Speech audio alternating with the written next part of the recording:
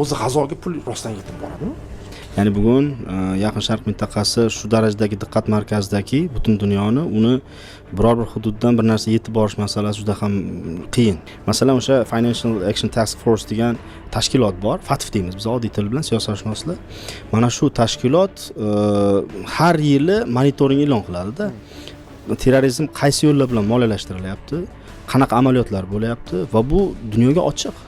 O'sha FATF tashkiloti bugungi kunda 10 ta eng mashhur bo'lgan terrorizmni moliyalashtirish usullarini hisobotini berganda, birinchi o'rinda fake fondlar.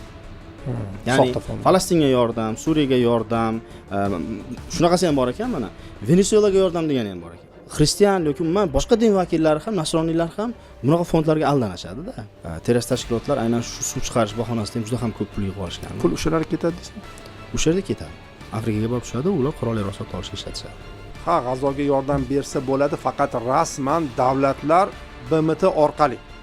Lekin buni davlat qilyapti. Mana O'zbekiston davlati bu ishni qilayotgan bo'lsa, hisoblang, bu bizning nomimizdan qilyapti bu ishni.